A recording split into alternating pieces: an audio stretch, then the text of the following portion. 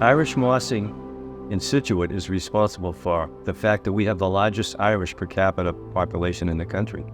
The Irish came to Scituate to Irish moss. It was an industry that no one did at that time, very little if any, and they brought probably 100 families to Irish moss. And because of that, population of Scituate became more and more Irish.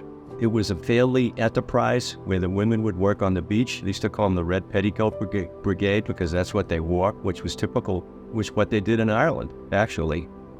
So in 1847, Daniel Ward started to commercially sell Irish moss.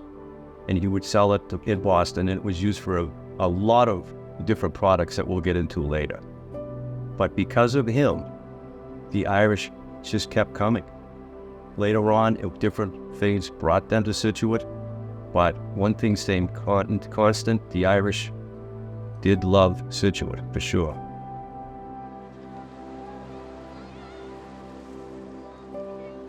So as you're well aware, in 1847 was the Irish famine.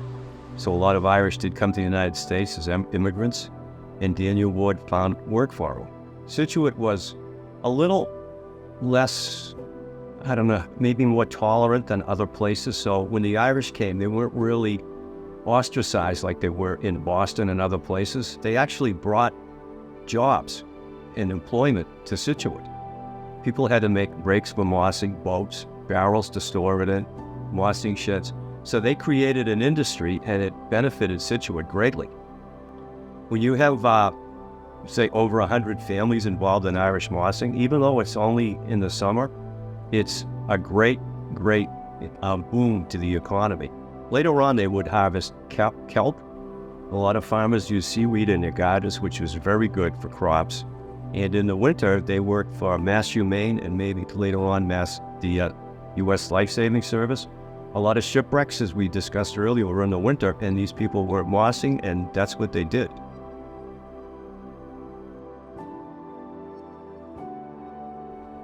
To my right this is Irish moss. And to Irish moss, you don't need a lot. You need a boat and a rake. You go out typically 2 hours before low tide, and you can moss till 2 hours after low tide.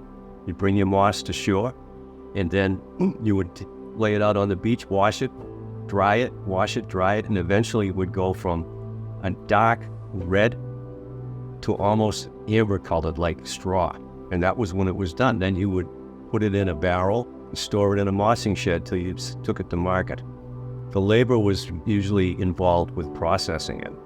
Eventually what happened, we had people that decided they could process it themselves, so you could just sell it directly to someone that processed it. That made it the quality a little better because it was uniform. Before, people would dry it on the beach, you get different qualities. Some had a lot of sand, some may not.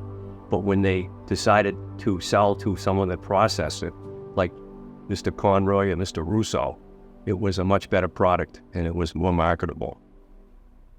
When I Irish mossed, you would put a net in your dory and rake the moss into the net. When you came in, you would sell it to this man to my right, Lucian Russo. Lucian was a character, to say the least. He used to buy, it looked like machinery, trucks that were ready to fall apart, and he would repurpose them for his mossing business.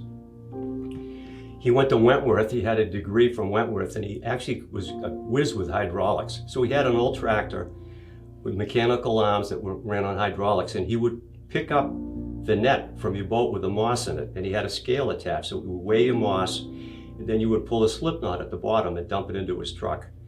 We had a few kids that always wanted to be the first ones done, but they also wanted to get more money than they deserved, so lots of times they would have rocks in their moss, and it would make a big boom when it hit the bottom of his truck, and Lucian would actually write on their little bill, -5 pounds for rocks.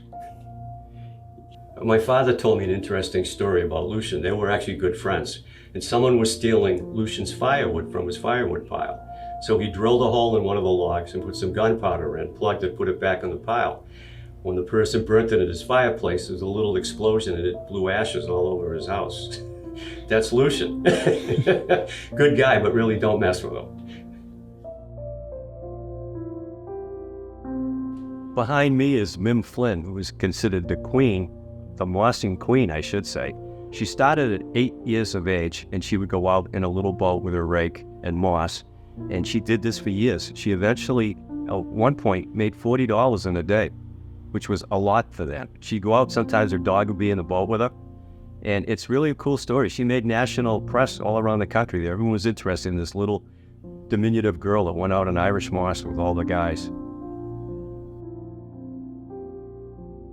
Irish moss has a lot of uses. It's an emulsifier, a stabilizer, a fining agent, and also a gelatin.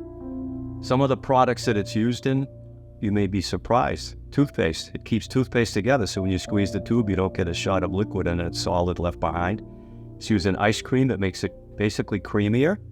Chocolate milk, when you get chocolate milk, it might be one of the products that keeps the chocolate suspended in your milk. If you enjoy beer, it's a fining agent, especially for a home brewer. The last 15 minutes of the boil, if you add Irish moss, what it does, it bonds with the particles and takes the haze out of your lager to make it clearer. At one point, around 2/3 of the Irish moss went to the lager beer industry in the United States. It's also used in printing, inks, firefighting foam, pharmaceuticals. It's got probably 92 essential nutrients in it, so it's very healthy. It's good for you. You can buy it at health food stores to put in your smoothies like Kim Kardashian does.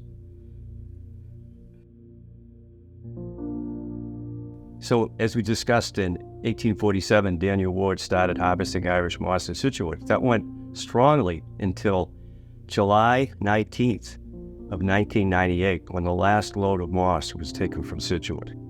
What happened was we had a mossing dealer who thought he could process it in basically industrial-sized washers and dryers, and it just didn't work.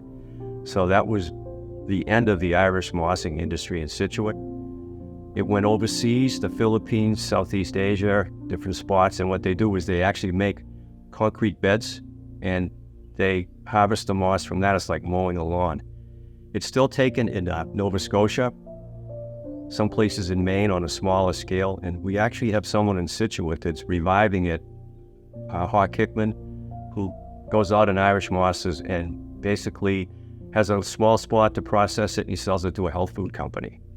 But that was the end of Irish mossing in Scituate. It's still out there, and the word is that the Irish moss from Scituate was the best quality Irish moss you could find.